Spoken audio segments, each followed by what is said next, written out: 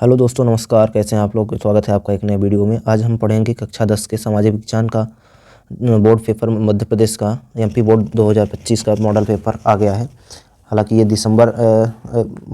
दिसंबर में ही पहले माह या लास्ट माह में इसको मॉडल पेपर जो होता है इसको समिति द्वारा यानी एमपी बोर्ड द्वारा अपलोड कर दिया जाता है। तो अभी हम पढ़ेंगे केशव अभ्यास हेतु जो नमूना प्रश्न पत्र है यानी हाई स्कूल परीक्षा वर्ष 2025 के बारे में पढ़ेंगे, है ना। तो इसमें रहेगा कि सभी प्रश्नों का हल करना अनिवार्य होगा, है ना। क्या है बच्चों? सभी प्रश्न का हल करना अनिवार्य रहेगा, है ना। प्रश्न बैंक क्रमांक 1 से 5 तक वस्तुनिष्ठ प्रश्न रहेंगे। हम इसके बारे में पढ़ेंगे और इसका आंसर क्वेश्चन सारे याद करेंगे, है ना। तो अभी चलते हैं। हाँ तो गाइज अभी चलते हैं हम लोग। अब अपने चलेंगे, ये सब चीज़ें हैं तो आप जल्दी से पढ़ लीजिएगा। तो सारी चीज़ें पढ़ेंगे तो ज़्यादा बड़ा हो जाएगा वीडियो, है ना। तो इसलिए चलते हैं। हाँ, ये प्रश्न क्रमांक पहला है। क्या दिया है? प्रश्न क्रमांक पहला। प्रश्न क्रमांक पहले में क्या दिया है? हाँ, क्या दिया है बच्चों? यह प्रश्न क्रमांक पहले में सही विकल्प है जिसको चुनकर लिखना है। इसमें 6 नंबर का आएगा, है ना। तो पहला है निम्नलिखित में से किस प्रांत में सीढ़ीदार या सोपानी खेती की जाती है? तो किस राज्य में सीढ़ीदार खेती की जाती है? हाँ, उत्तराखंड। किस राज्य में? तो आंसर होगा हमारा उत्तराखंड, है ना। चलिए अब आगे चलते हैं। आगे चलेंगे तो उसमें दूसरा है हमारा काली मृदा। काली मृदा किस राज्य में पाई जाती है? काली मृदा किस राज्य में पाई जाती है ना। काली मृदा किस राज्य में पाई जाती है? तो हो जाएगा आंसर इसका महाराष्ट्र। क्या होगा बच्चों? महाराष्ट्र। काली मृदा महाराष्ट्र में पाई जाती है, ठीक है।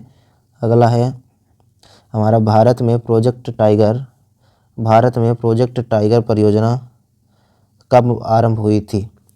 तो भारत में प्रोजेक्ट टाइगर परियोजना कब आरंभ हुई थी? तो इसका सही आंसर होगा सन 1973 में। सही आंसर क्या होगा बच्चों? सन 1973 में, है ना।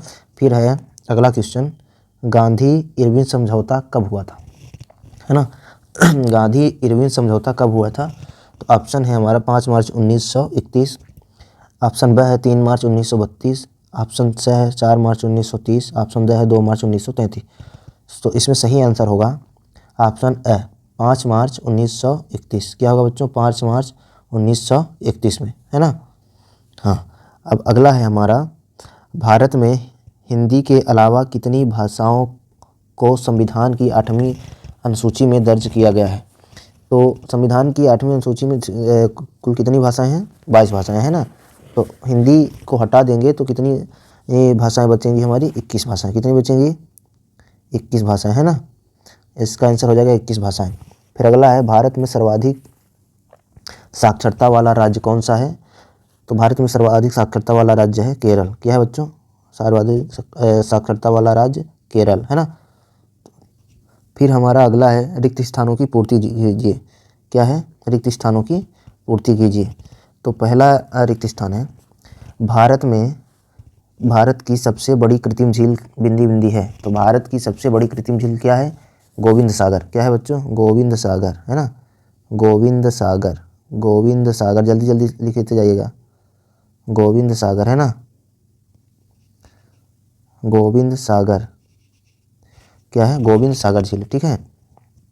क्या है बच्चों? गोविंद सागर झील, ठीक है। फिर हमारा अगला क्या होगा? कर्तन दहन प्रणाली। कर्तन दहन प्रणाली क्या है ना। तो कर्तन दहन प्रणाली को छत्तीसगढ़ में बिंदी बिंदी कहा जाता है। तो छत्तीसगढ़ में क्या कहा जाता है इसको? बेवर। क्या कहा जाता है बच्चों? बेवर, है ना। छत्तीसगढ़ में कर्तन दहन प्रणाली को क्या कहा जाता है? तो हो जाएगा बेवर। क्या हो जाएगा? बेवर, बेवर, ठीक है। कर्तन दहन प्रणाली को छत्तीसगढ़ में बेवर कहा जाता है, ठीक है। चलिए आगे चलते हैं। फिर है आंध्र प्रदेश के कोरोमंडल तट पर सर्वाधिक सुरक्षित एवं गहरा बंदरगाह कौन सा है? तो इसको हमने क्लास में भी पढ़ाया था। सर्वाधिक सुरक्षित और गहरा बंदरगाह कौन सा है? कौन सा है? चेन्नई बंदरगाह, ठीक है। चेन्नई बंदरगाह। कौन सा बंदरगाह है बच्चों? चेन्नई बंदरगाह, है ना। चेन्नई बंदरगाह।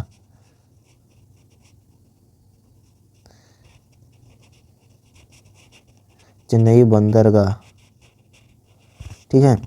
फिर अगला है अफ्रीका में 1980 के दशक में कौन सी बीमारी बहुत तेज़ी से फैल गई थी? बताइए आप लोग, अफ्रीका के में 1980 में कौन सी बीमारी सबसे तेज़ी से बढ़ गई थी? इसका सही आंसर हो जाएगा रीडर पेस्ट। क्या हो जाएगा? रीडर पेस्ट, रीडर पेस्ट, ठीक है। अफ्रीका में 1980 के दशक में रीडर पेस्ट नामक बीमारी बहुत तेज़ी से फैल गई थी, ठीक है। फिर अगला है सामान मजदूरी से संबंधित अधिनियम में कहा गया है कि समान कार्य के लिए क्या दी जाएगी बच्चों? समान कार्य के लिए समान वेतन दिया जाएगा, है ना। समान वेतन क्या होगा इसका सही आंसर? समान वेतन, ठीक है, समान वेतन, है ना। फिर हमारा अगला क्वेश्चन है कि औसत आय को बिंदी बिंदी आय भी कहा जाता है। तो औसत आय को और कौन सी आय कहा जाता है बच्चों? औसत आय को प्रति व्यक्ति आय भी कहा जाता है, प्रति व्यक्ति आय भी कहा जाता है, आय, ठीक है। औसत आय को प्रति व्यक्ति आय भी कहा जाता है, ठीक है। इतना हमें क्लियर हो गया। तो चलिए अब आगे चलते हैं। तो बच्चों अब हमारा अगला है डिस्को एशिया महाद्वीप का सबसे बड़ा इस्पात कारखाना है, सत्य है कि असत्य है? बताइए आप लोग कमेंट में जल्दी से, आपको 5 सेकंड का टाइम है। 1 2 3 4 5 6। तो डिस्को सबसे बड़ा इस्पात कारखाना है, सत्य है। क्या है बच्चों? सत्य है, ठीक है। डिस्को सबसे बड़ा इस्पात कारखाना है, यह सत्य है, ठीक है। फिर कृषि और उद्योग एक दूसरे के पूरक हैं, क्या है? सही है। क्या होगा जाएगा? सही, ठीक है, सत्य। फिर अगला है स्मिथफील्ड में लंदन का सबसे पुराना कपड़ा बाजार था, जी हाँ, सत्य है ये भी, ठीक है। फिर है मार्टिन लूथर प्रोटेस्टेंट सुधारकों में से एक थे, क्या यह सत्य है कि असत्य है? तो यह भी सही है, ठीक है। फिर अगला है भारतीय राष्ट्रीय कांग्रेस पार्टी का गठन 1985 में हुआ था, जी हाँ, यह भी सत्य है।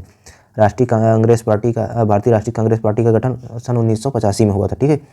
फिर है लोकतंत्र व्यक्ति की गरिमा को बढ़ाता है, क्या है? लोकतंत्र व्यक्ति की गरिमा को बढ़ाता है, क्या सही है कि क्या गलत है? जी हाँ, सत्य है, लोकतंत्र व्यक्ति की गरिमा को बढ़ाता है, ठीक है जी। अब अगला है हमारा सही जोड़ी, क्या है? सही जोड़ी। क्या पढ़ेंगे बच्चों? सही जोड़ी, है ना। तो सही जोड़ी में पहला है हमारा गुलामगिरी। तो गुलामगिरी का हो जाएगा ज्योतिबा फुले, क्या हो जाएगा? ज्योतिबा फुले, ये हमारा पहला नंबर का हो जाएगा, है ना, ज्योतिबा फुले, है ना।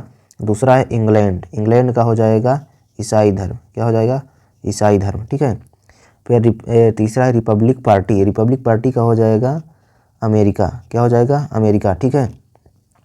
फिर अगला है सरकार का बेहतर रूप क्या है? सरकार का बेहतर रूप क्या है? जिम्मेदार और सरकार का बेहतर रूप है लोकतंत्र, है ना, लोकतंत्र, क्या है? सरकार का बेहतर रूप लोकतंत्र, ये चौथा हो जाएगा, है ना, चौथा। अब पाँचवा है लोकतंत्र उत्तरदायी है जिम्मेदार और वैध शासन के लिए लोकतंत्र उत्तरदायी है, ये हमारा पाँचवा, है ना। और छठवां है 100 दिवस की रोजगार गारंटी योजना को क्या कहते हैं? मनरेगा कहते हैं। ये हम क्लास में भी आपको बताया था, है ना, आपको याद होगा सबको, ठीक है। तो चलिए अब आगे चलते हैं।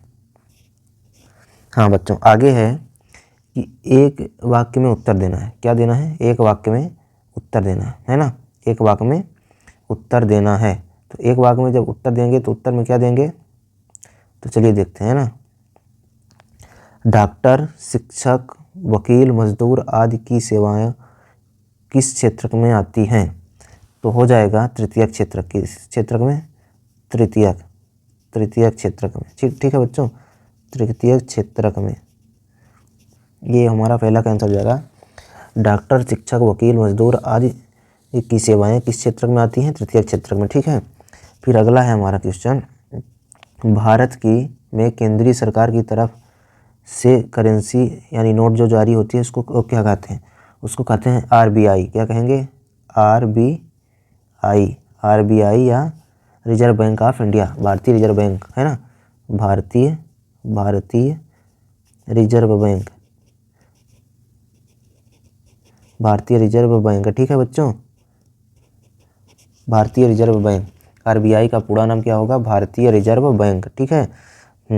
तो चलिए अगला है हमारा बांग्लादेश में ग्रामीण बांग्लादेश में ग्रामीण बैंकों की स्थापना कब और किसने की थी? तो बच्चों बताओ, बांग्लादेश में ग्रामीण बैंकों की स्थापना कब और किसने की थी? तो सन 1970 में।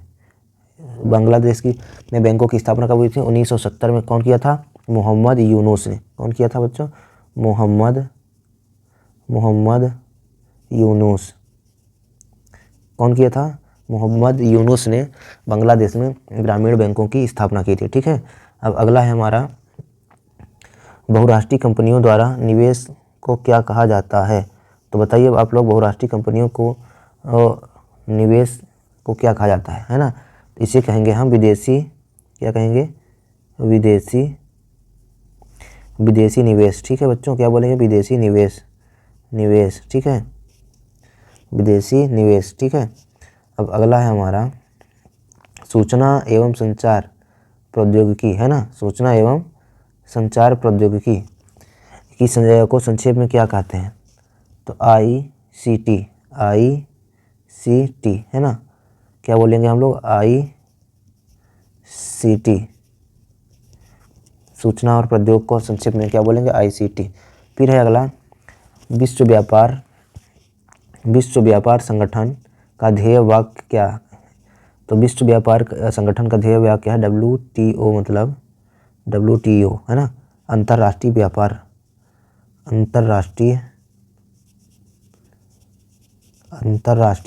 ठीक है, क्या कहलाएगा बच्चों? अंतर्राष्ट्रीय व्यापार।